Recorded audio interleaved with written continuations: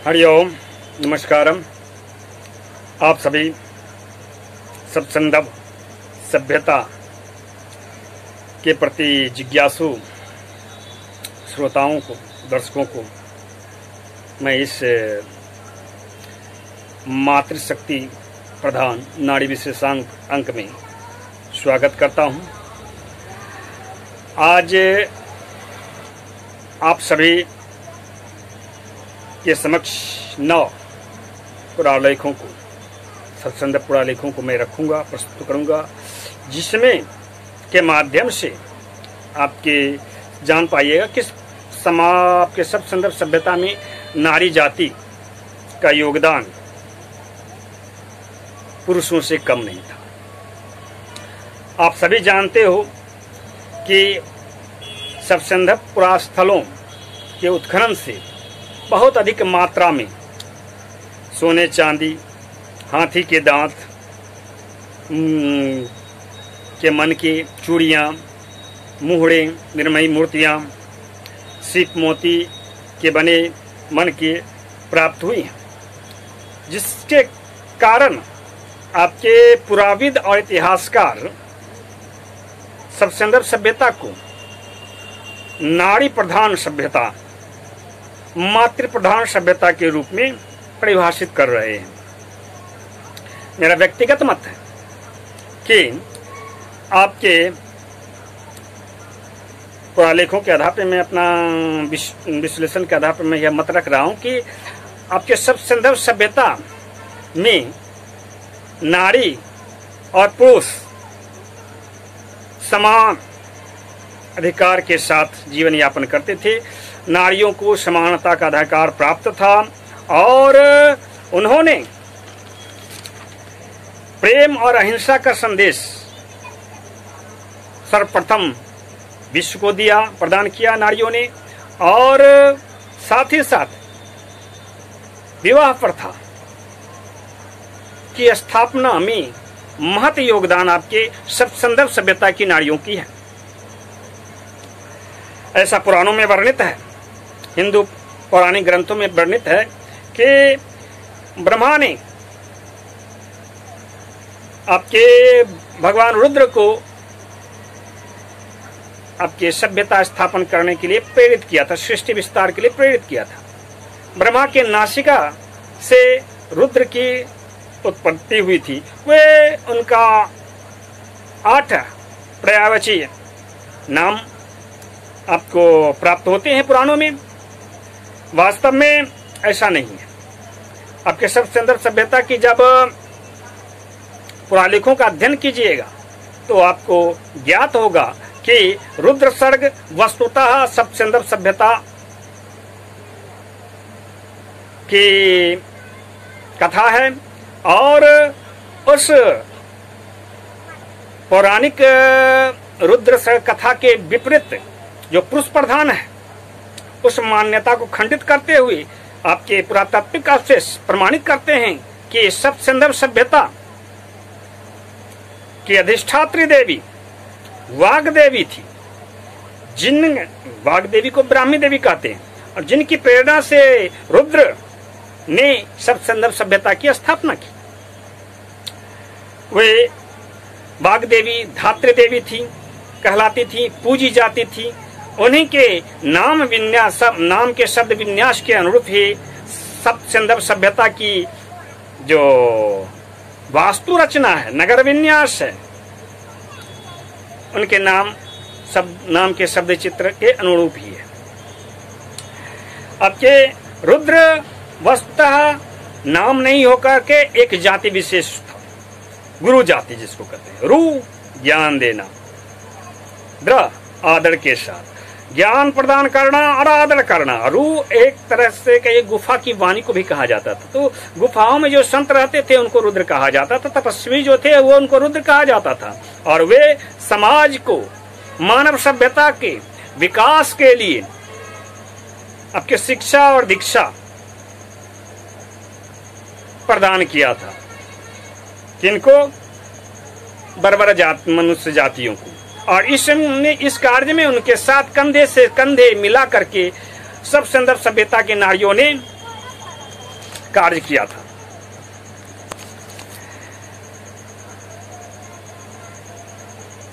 आपको सबसेंदर सभ्यता स्थल से सदाम, उग्र, महान नामक जो रुद्र थे, जिनका वर्णन आपके रुद्र सर्ग पुराणों में, रुद्र सर्ग में प्राप्त होता है, शिव पुराण में प्राप्त होता है, उनका पूरा लेख प्राप्त हो चुका है। संभवतः ऐसा बाकी जो शेष जो रुद्र हैं उनकी भी पूरा लेख प्राप्त हो। और साथ ही साथ मातृदेवियों में उमा, वाग, इनका पूरा लेख भी प्राप्त हो रहा है। वास्तव आपके पुराणों में आपके रुद्रगणों को, प्रथम रुद्रगण जो थे 8 थे, वो एक ही रुद्र के पर्याय माने जाते हैं। वास्तव में वे एक दूसरे के वंशधर थे। इस प्रकार से यह प्रमाणित होता है कि सप्तसिंधव सभ्यता जो थी वह प्रजातांत्रिक ना होकर के, लोकतांत्रिक ना होकर के, गणपति व्यवस्था के अनुरूप ना होकर के वास्तव में राजतंत्रात्मक व्यवस्था थी। और वहां के जो राजा थे वे क्षत्रप या राजा संबोधित होते थे, शासक। कहा जाता है कि नवपाषाण युग में आपके विवाह प्रथा का आरंभ हुआ है, लेकिन आपके पुरालेख जो हैं सप्तसिंधव स्थल के, वे प्रमाणित करते हैं कि विवाह प्रथा को सप्तसिंधव सभ्यता की नारियों ने स्थापित किया था। उन्होंने सप्तसिंधव सभ्यता के बर्बर मनुष्य जातियों को, मांसाहारी जातियों को शाकाहारी बनने के लिए प्रेरित किया था। वे जीव मात्र से प्रेम का संदेश देती थी, अहिंसा का संदेश देती थी। ऐसे पुरालेख प्राप्त हुए। आप एक पुरालेख देख रहे हो, यह एक रक्त पिपासु बाघ को सहतूत के पैर पे चढ़ी हुई युवती प्रेरित कर रही है। सहतूत का फल जो होता है लाल लाल होता है, बिल्कुल रक्त के समान होता है। यहाँ पर बाघ जो है, शेर जो है, पलट करके युवती के संबोधन को सुनती है, जो पुरालेखों पर उत्कीर्ण है। वह पुरुषों का, बर्बर पुरुष का पर्याय माना गया है, उसको उससे पर्याय मानना चाहिए। इस अहिंसा पुरालेख के अनुसार जो शब्द उत्कीर्ण है, वाक्य उत्कीर्ण है इस प्रकार से, उपतवोम तुथ गोल तू, उक्त ओम तुथ, यहाँ तुथ यानी सहतूत, गुल गुच्छा तू, बोया गया कृपा प्रसाद, सहतूत गुच्छों का भंडार अवश्य है। यानी कि आप सहतूत खाइए, ईश्वर उन्मुख होइए। आप हिंसक बर्बरता का प्रतीक है आपके शेर, जीवों का हिंसा न करें। एक और अहिंसा का संदेश सुनाती हुई यह पुरालेख, इसमें आपके गृहस्थ बनने के लिए भी बर्बर शेर को प्रेरित किया जा रहा है। सप्तसिंधव सभ्यता की नारी प्रेरित कर रही है। यह पुरालेख एक साथ आपके हिंसा और गृहस्थ धर्म दोनों की स्थापना को समर्पित करती है, उसका संदेश प्रस्तुत करती है। इसके अनुसार सस्य भीति हर गृह, सस्य का उपभोग करो। सस्य यानी घास, सस्य यानी घास, साग सब्जी, सस्य कहलाता है। तो सस्य का उपभोग करो, साग सब्जी का उपभोग करो, वहन करो गृहस्थ घर को, वहन करो गृह, हर गृह वहन करो घर को, यानी गृहस्थ बनो। ऐसे ही एक और पुरालेख हैं जो यह प्रमाणित करते हैं कि सप्तसिंधव सभ्यता की नारियां जो थी वह किस प्रकार से बर्बर पुरुषों को, सप्तसिंधव पुरुषों को आपको अहिंसा के मार्ग पर प्रेरित कर रही थी। उनके अनुसार यह पुरालेख देख रहे हो आप, सस्य पुनः चौ वही संदेश है, साग सब्जी का उपभोग करो। उस साग सब्जी का उपभोग करो। बहुत ही समझाते हुए आप कमर पे ये देखिए हाथ रखे हुए हैं और शेर को समझा रही है, बर्बर शेर को समझा रही है, समझाने की मुद्रा में है सप्तसिंधव सभ्यता की स्त्रियां। इस प्रकार किसी जीव की हिंसा कर रक्त पीने का संदेश आपके सब संदर्भ की नारियां नहीं देती थी। वे के पुरुषों को, वहां के जो बर्बर मनुष्य थे, उनको अहिंसा के मार्ग पर प्रेरित कर रही थी। और इसके लिए उन्होंने गृहस्थ आश्रम एक विकल्प रखा था। शिव पुराण के अनुसार शिव पत्नी उमा जो थी, वह उसने आपके दुर्दांत राक्षस शिव कथा है ये, दुर्दांत राक्षस शेर बन करके झपटे थे आपके उमा के पर, शिव पत्नी उमा पे, और उन्होंने उसको अपने शक्ति के बल पे पराभूत करके उसको अपने वश में कर लिया। फलतः वो जो शेर था उसको गण के रूप में, अपने गणाध्यक्ष के रूप में उन्होंने गणों में सम्मिलित कर लिया और उसका नामकरण किया सोमनदी। यह कथा आपके शिव पुराण में प्राप्त होती है। यहाँ पर आप देखते हो माता जो पार्वती है, उमा पार्वती है, शेरावाली के रूप में, दुर्गा के रूप में पूजी जाती है। यहाँ पर वही प्रसंग को रखा गया है। यहाँ पे एक वीरांगना जो है, शक्ति पुरालेख आप देख रहे हो, इसमें सकट ऊपर में दिख रहा है आपको। सकट का 3 संबोधन होता है। सकट भी कह सकते हैं, आपके शक्त भी कह सकते, संबोधित कर सकते हो, और आप इसको शतक भी संबोधित कर सकते हो। और यह घिरी हुई किससे है? बर्बर पशुओं से घिरी हुई है। और एक है हाथी, उसके पर कदमों में, जिसके ऊपर वो सवार है, उत्कीर्ण किया गया है इस पुरालेख में। तो इस पुरालेख का में क्या संदेश है? सत्य का तात्पर्य होता है, संस्कृत शब्द सत्य का तात्पर्य होता है मारना। का यहाँ पर 4 का शब्द से निर्मित जीवधारी हैं। पहला का से कन्या, का से कौष्टु यानी गीदड़, का से आपके कुंजर यानी हाथी, का से कुक्कर यानी कुत्ता। या तो यह आपके जो जिससे आपके कन्या लड़ रही है उसको बस में किए हुए है, वह या तो गीदड़ है, कौष्टु, या फिर कुक्कर है यानी कुत्ता। दोनों भौंकने वाले प्राणी हैं और दोनों को इस वीरांगना कन्या ने वशीभूत कर लिया, अपने वश में कर लिया। आप जानते हो काली जो है, काली देवी जो है, हिंदू धर्म ग्रंथ में जो देवी है, उनका जो वाहन है वह गीदड़ है। भैरवी की जो वाहन है वह गीदड़ है, कुत्ता है। तो इस प्रकार से नारी शक्ति जो उस युग में प्रतिष्ठित हुई, उनकी प्रतिष्ठा का प्रभाव है कि आज भी वह पूजित होती है। हड़प्पा नामक स्थल है, सब सिंधु सभ्यता की प्रसिद्ध स्थल है। हड़प्पा, हड़ यानी शिव, अप्पा यानी माँ, शिव की माँ मातृभूमि रही होगी। उस हड़प्पा नामक स्थल पे आपको यह शब्द चित्र से युक्त एक पुरालेख प्राप्त हुआ है। इस शब्द चित्र और पुरालेख ने जो कथा वर्णित है, उसके आधार पर इसे आप प्रसूति पुरालेख संबोधित कर सकते हो। इसके अनुसार भी भित विति सवन वज वर्ज शिशवा, यह जो है इसका अनुवाद हुआ, बोझ है गर्भ का, पाला पोषा हूं उपभोग का सुत्या है यह, त्यागो या निकाल दो शिशु। इस प्रकार से सगर्भा प्रसूति पति को संतान उत्पत्ति की सूचना प्रदान कर रही है। उस युग की अद्भुत घटना रही होगी।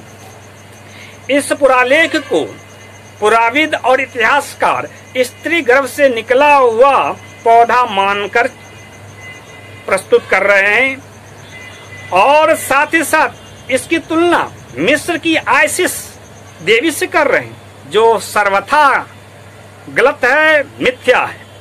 वास्तव में यह जो पुरालेख है वह हड़प्पा नामक जो पुरास्थल है उसके सिंधवरी पुरास्थल से प्राप्त हुआ है, और यह प्रसूति पुरालेख है। अब चलिए हम लोग अगला पुरालेख की ओर दृष्टिपात करते हैं। यह आपके उमा प्रशस्ति है। आप जानते हैं उमा जो थी वह भगवान शिव की पत्नी थी और उनकी पूजा आज भी हिंदू परंपरावादी करते हैं। हिंदू धर्म में वह देवी के रूप में पूजी जाती है। इस पुरालेख के अनुसार वह अद्भुत वीरांगना थी और उनकी शक्ति के प्रभाव के कारण यह पुरालेख उत्कीर्ण कराया गया, जिसमें उनको भोग प्रदान करने के लिए उन्होंने भोग का आह्वान किया, हमें भोग प्रदान करो। जाप उमा कृपू, जाप मा कृपू उमा रस्यापा। जाप करो मेरे लिए भोग, जाप करो मेरे लिए भोग, यानी दो उमा रस भरी पान करे। उम का तात्पर्य दो तथ्य होता है, एक नगर भी घाट भी होती है, दूसरा आपके उमा देवी भी होता है। यदि आप नगर घाट समझ रहे हैं तो पर भी जाप करो मेरे लिए भोग, नगर घाट के रूप में रस भरी प्रदान करो। तो इस प्रकार से भावनाएं प्रकट हो रही हैं, विचार प्रकट होता है कि उमा जो है वह उस युग में पूजित नारी थी, वीरांगना थी। इस पुरालेख को देखिए, एक नया पुरालेख है आपके समक्ष है। इस पुरालेख के अनुसार आपके सूर्य को खग भी संबोधित किया जाता है आपके संस्कृत ग्रंथों में। सूर्य संदेश है और इस सूर्य संदेश के अनुसार उस वीरांगना का वही प्रसंग है। स्तुति गान के लिए प्रेरित किया गया है समाज के आम नागरिकों को। नववत श्रवो पत्र खग, तात्पर्य स्तुति करो, सुनो पत्र सूर्य का। सूर्य कौन थे? पति कहलाते थे।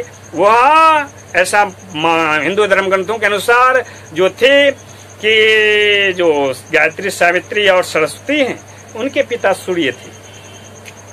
संभवतः प्रकृति उपासक रहे होंगे और कालांतर में सब संदर्भ सभ्यता की जो स्थापना हुई उस काल में भी यह सूर्य जो थे पूज्य या फिर कहीं के पूर्वज के रूप में पूजित होते थे, उनके महत्ता थी। आप यह नर्तकी की कांस प्रतिमा देख रहे हो, यह मोहनजोदड़ो से प्राप्त हुई है। यह आपके 4 इंच लंबी है, जिसकी काल निर्धारण अब दोषपूर्ण सिद्ध हो रही, क्योंकि आप पुराविदों का अनुमान है कि शब्द संदर्भ सभ्यता जो है वह विगत सदी के जो इतिहासकार थे उनके अनुमान से 2000 वर्ष अधिक प्राचीन है, यानी कि 4500 ईसा पूर्व से 5500 ईसा पूर्व के मध्य तक की संभावित है। तो यह पुराले यह जो मूर्ति है, यह इसका काल जो है 3500 ईसा पूर्व से 2600 ईसा पूर्व की नहीं सिद्ध होती है, वस्तुतः उससे अधिक प्राचीन सिद्ध हो रही है। बहुत संभावना है यदि मिस्र की मूर्तियों को, मूर्ति कला के विकास को ध्यान में रख करके और यह मानकर चलें कि सब संदर्भ सभ्यता वासियों ने ही मिस्र की सभ्यता की भी स्थापना की थी, मेसोपोटामिया की सभ्यता की स्थापना की थी, चीन की नदी घाटी सभ्यता के विकास में भी इसका योगदान था। तो 3300 ईसा पूर्व की मिस्र की जो पिरामिड युग है, वहां की मूर्तियां हैं, उससे अधिक प्राचीन आपके सब संदर्भ सभ्यता की यह बेडोल मूर्तियां प्रमाणित होती हैं। संभवतः यह 3600 ईसा पूर्व से 4000 ईसा पूर्व के मध्य की मूर्ति रही होंगी, ऐसा प्रमाणित होता है। यह मिट्टी की मृण मूर्ति है, यह भी उनकी समकालीन ही आप मान सकते हो, समकालीन है, संभावित है। और यह तो अंतिम पुरालेख जिसका हम वाचन कर रहे हैं, यह शिव शक्ति पुरालेख है, जिसके अनुसार प्रमाणित होता है कि भगवान शिव जो थे वहां के क्षत्रप थे और उमा जो थी वहां की रानी थी, महारानी थी। सदाम सदाम क्षत्रप उमा ऊर्ज। या तो इस पुरालेख को इस प्रकार से पढ़ें, जिसका तात्पर्य होता है सदाम सदाम क्षत्रप है, उमा बल है। अथवा यदि आप इस मान्यता को विपरीत जाना चाहते हैं तो एक चीज और पढ़ सकते हैं इसको, सदाम सदाम कृप ऊर्ज ओम ऊर्ज।